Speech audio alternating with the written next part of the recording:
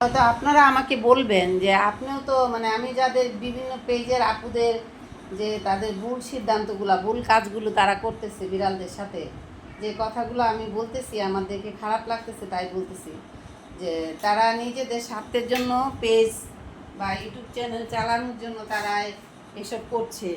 হ্যাঁ, বিড়ালদেরকে পালার নামে তাদেরকে কষ্ট দিচ্ছে।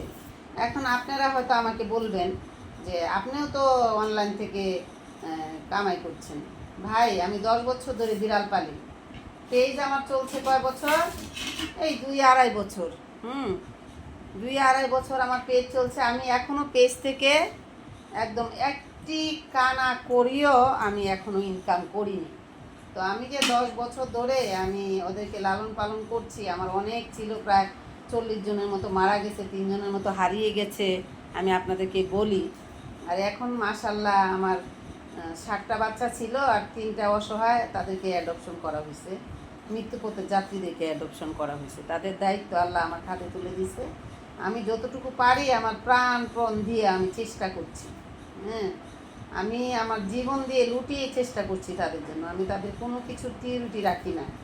আল্লাহকে বলি, আল্লাহ ওদের যখন যা প্রয়োজন সব কিছু তুমি যেন মিলায়া দেওয়ার জন্য আমাকে সাহায্য করো, আমি যেন ওদেরকে সব কিছু ঠিকঠাক মতো দিতে পারি।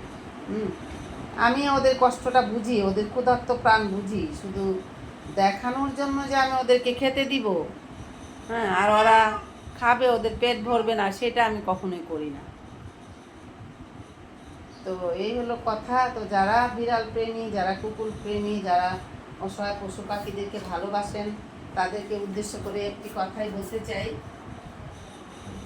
যে আপনারা যারা ভালোবেসে ওদেরকে পালেন, অন্তত ওদের মনের কষ্টগুলো আর ক্ষুধার্ত প্রাণটা বোঝার চেষ্টা করবেন। ওদেরকে খেতে দিবেন ভালো করে।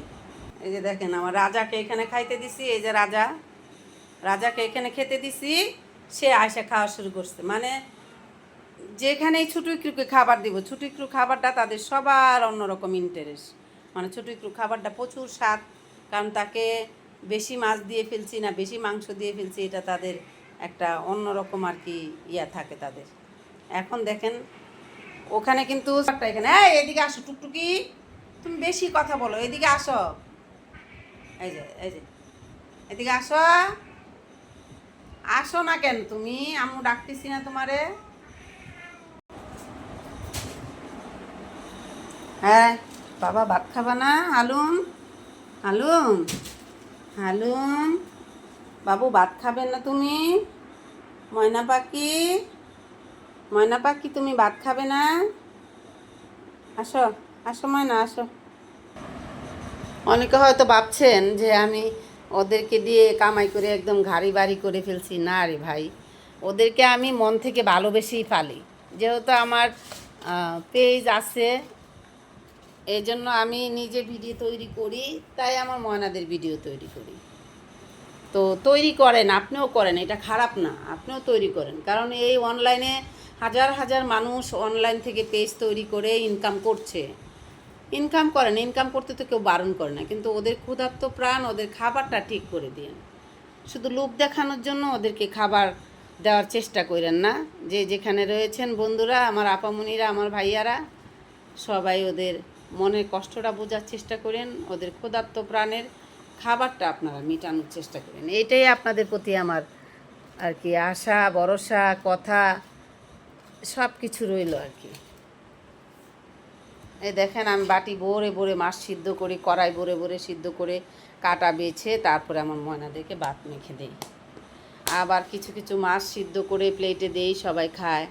মাংস, কলিজা, গিলা, পা, মুরগি সব সিদ্ধ করে দেই। তারপরে দুধ তো এনি টাইম থাকে, দুধ।